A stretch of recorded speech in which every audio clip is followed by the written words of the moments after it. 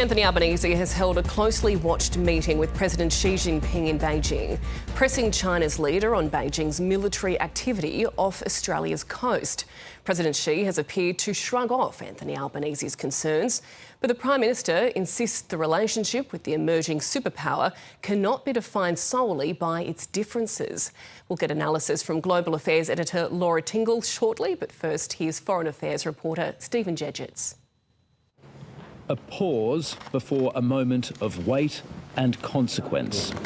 Anthony Albanese's fourth meeting with China's #1 leader opened on familiar terrain. Dialogue needs to be at the centre of our relationship, and I welcome the opportunity to set out Australia's views and interests. With joint efforts from both sides, the China-Australia relationship has rose from the setback and turned around. But there were also hints of a world in turmoil. No matter how the international landscape may evolve, we should uphold this overall direction unswervingly. Australia's dismayed by China's increasing military aggression, the Prime Minister urging China to give more notice before conducting live-fire exercises like those it held in the Tasman Strait this year.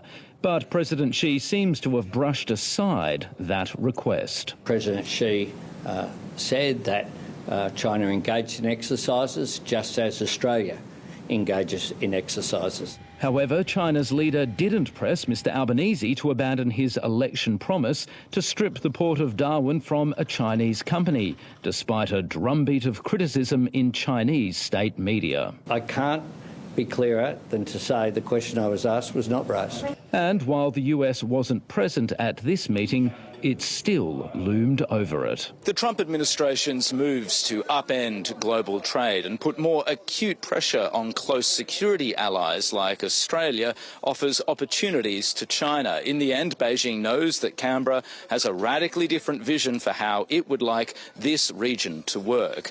But the sheer unpredictability of what Donald Trump and his allies are doing does upset the status quo and offers an opportunity to China, which might believe that it can coax Australia away from its long-standing security ally.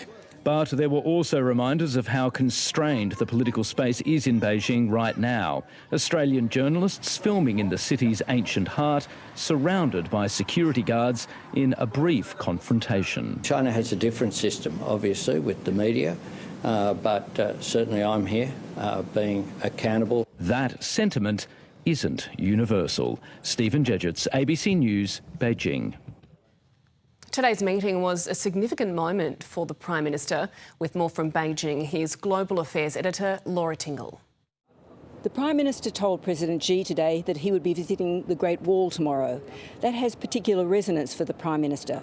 Labor is very proud of its record in opening up and developing relationships between Australia and China, and it was Gough Whitlam who first went to the Wall in 1973. This has been a significant visit for Australia and the government in what the Chinese officials said was getting the relationship back on track. It's been improving ever since Labor got back into government, but certainly we're seeing a focus, particularly amongst the disruption caused by Donald Trump's global trade war, in the relationship between Australia and China on economic cooperation.